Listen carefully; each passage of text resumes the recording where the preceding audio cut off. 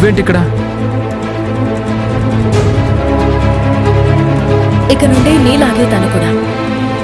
అంటే అంటే రాజీవ్ కూడా ఇక నుంచి ఇక్కడే జాబ్ చేయబోతున్నారు. మా అన్నయ్యకి కూడా నువ్వు జాబ్ ఇస్తున్నావా? నీకు మీ కుటుంబంలో గౌరవం దక్కుతుంది, మరి మీ అన్నయ్యకి కూడా దొరకాలి కదా.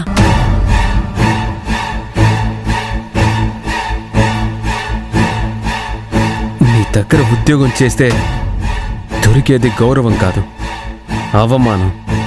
నువ్వు ఉద్యోగం ఇచ్చి జారదీస్తున్నావంటే ఆ అభిమానం వెనక ఎవరూ ఊహించని అపకారం ఏదో ఉన్నట్టే.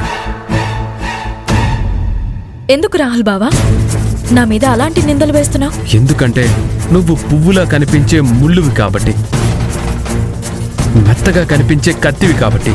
ఆ కత్తితో ఏదో ఒకరోజు మా తలలు నరకడానికి సిద్ధంగా ఉన్నావని తెలియక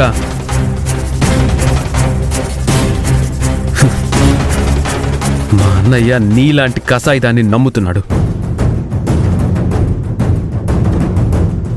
ఆదుకున్న వాళ్ళని అన్నని మాట్లాడటం సంస్కారం అనిపించుకోదు రాహుల్. అన్నయ్య, ఏంటిదంతా? నువ్వేం చేస్తున్నావో నీకు అర్థం అవుతుందా? నాకంతా తెలిసే చేస్తున్నాను, బాగా అర్థమయ్యే జాయిన్ అయ్యాను. ప్లీజ్ అన్నయ్య, అలా మాట్లాడకు. నేనిక్కడ ఎలా ఇరుక్కున్నానో నీకు తెలుసు కదా. మరి తెలిసి నువ్వు ఇలా ఎలా చేస్తున్నావు? నువ్వింత కంగారు పడాల్సిన అవసరం లేదు.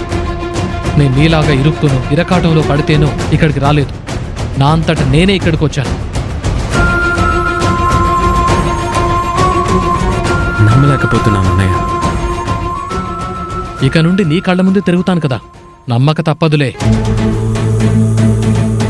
నేనే ఇక్కడి నుంచి ఎప్పుడు బయటపడాలా, ఈ గండం నుంచి ఎప్పుడు తప్పించుకోవాలా అని చాలా ఎదురు చూస్తున్నాను.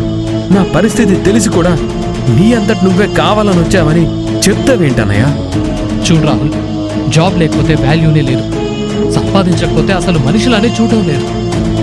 ఈ టైంలో నాకు జాబ్ చాలా ఇంపార్టెంట్. అది ఇక్కడైతే ఏంటి, ఇంకో చోటైతే ఏంటి. నాకు కావాల్సింది డబ్బు, డబ్బుతో వచ్చే రెస్పెక్ట్, అదే నాకు సంపాదన. లేకపోతే అందరూ పురుగును చూసినట్టు చూస్తున్నారు. అంతెందుకు, నువ్వే చూసావు కదా, గుర్తులేదా?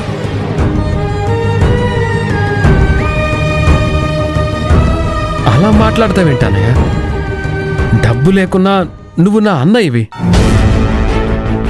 నువ్వేదో తప్పు చేసినప్పుడు చనువు కొద్దీ 2 మాటలంటే అందులో తప్పే ఉంది. అందులోనూ తప్పులేదు, నేను ఇక్కడ ఉద్యోగం చేయటంలోనూ తప్పులేదు.